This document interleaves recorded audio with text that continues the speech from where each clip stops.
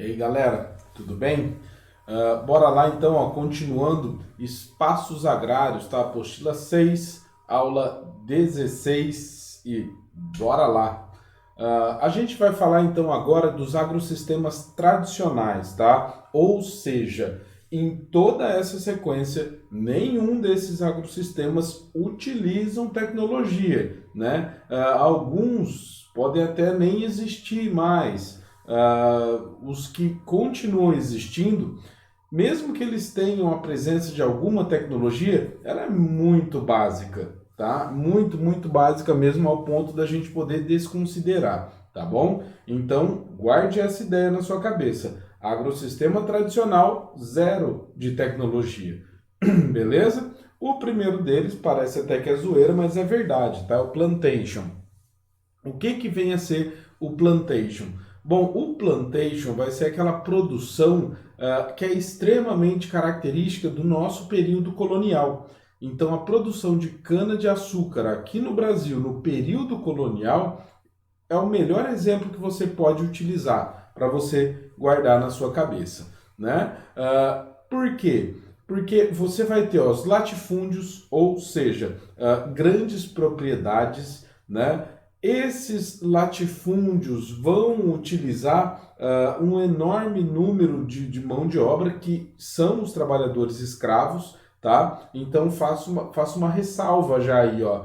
O exemplo melhor para você guardar são as plantations aqui no Brasil, na produção de cana-de-açúcar, tá? Se você for pensar hoje em plantation, existe? Sim, existe, mas não com trabalho escravo, tá? Não autorizado, né? Como era no período aqui do Brasil, beleza? Então, ó, quais as características que a gente vai ter dessa produção? Eu coloquei uma imagem, ó, né, um desenho, que é simplesmente um retrato do que ocorria. Então, olha só, né, a galera aqui, ó, cortando cana, tal, tem os carros de boi aqui, né, outros levando de cavalo a cana, né? Então, esse trabalho é um trabalho praticamente nada de investimento, né? Tecnologia aí na época, no período, nem existia, né?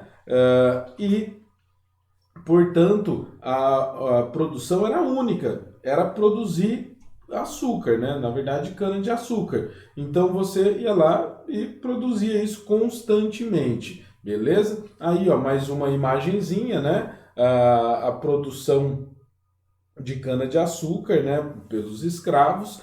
E daí, a característica, então, bastante marcante desse período é que a produção ela vai ser toda voltada para o mercado externo, né? Você produz lá a cana-de-açúcar e tal, só que logicamente ela não vai ser para o Brasil, para o consumo interno, né?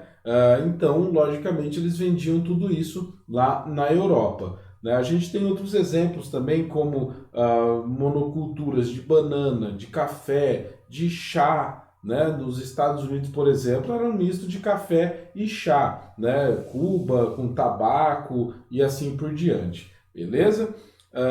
Aqui, então, na América Central, a gente vai ter o exemplo da produção de banana, isso até hoje, tá bom? Isso até hoje. Então essa foto aí, ó, que eu coloquei, é uma foto em preto e branco só que ela não é tão antiga assim, né? É só para dar uma maior dramaticidade, né? O cara que tirou a foto colocou em preto e branco, até para fazer uma alusão que é uma coisa antiga, uma coisa do passado, beleza?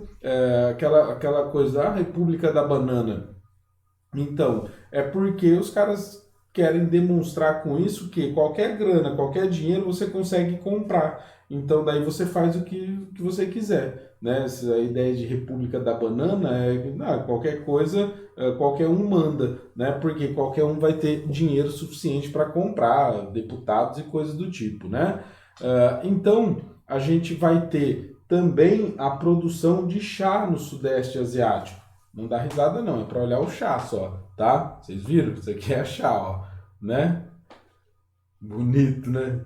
Ela pegou os dentes de um tubarão emprestado, né? Então, depois desse susto. Então, na América Central, a gente vai ter hoje, atualmente, banana, né?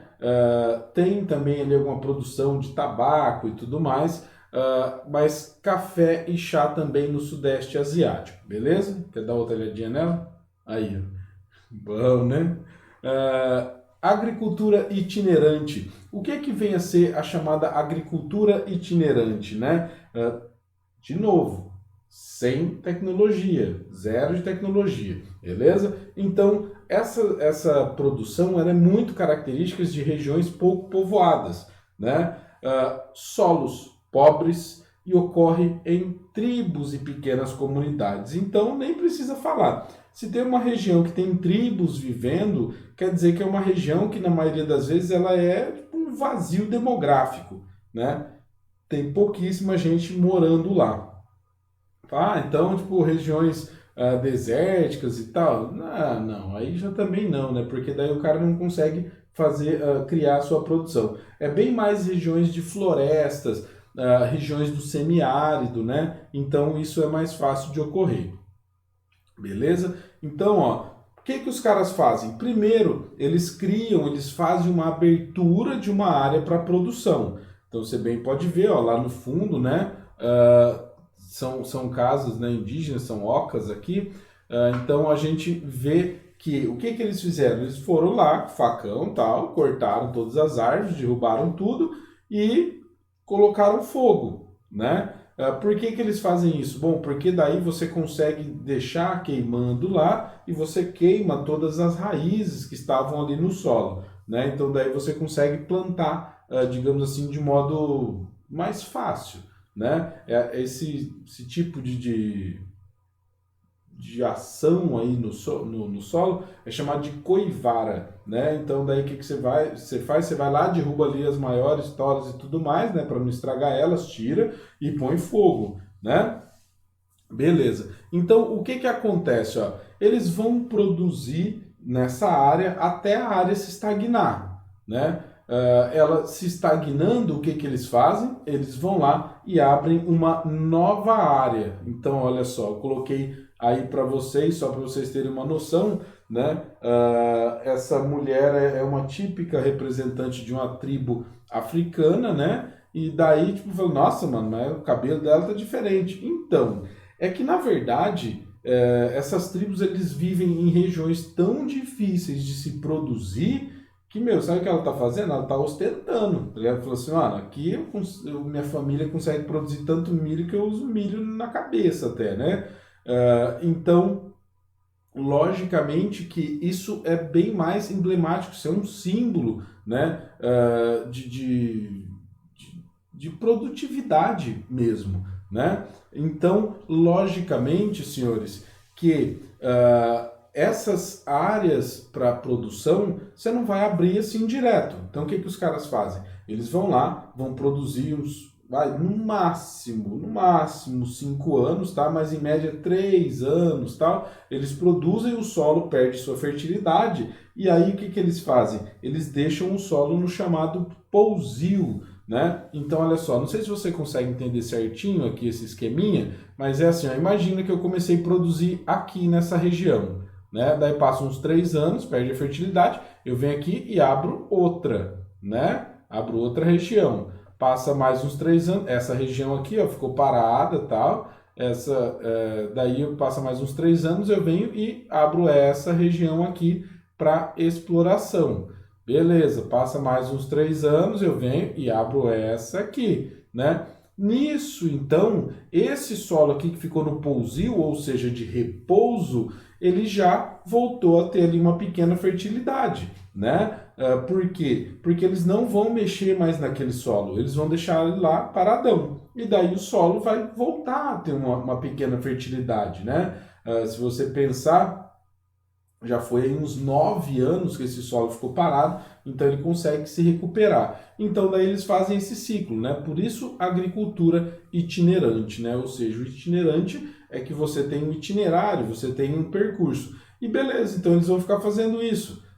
Se você pensar numa tribo indígena, então eles moram ali no meio, né? E abrem áreas de cultivo ao redor. Beleza? Então é exatamente esse o plano. Tranquilo? Então, that's all, folks. Abração, até mais. Próximo vídeo a gente volta, então, com mais 2 ou 3 agrosistemas tradicionais. Beijão para vocês e bons estudos. Tchau, tchau.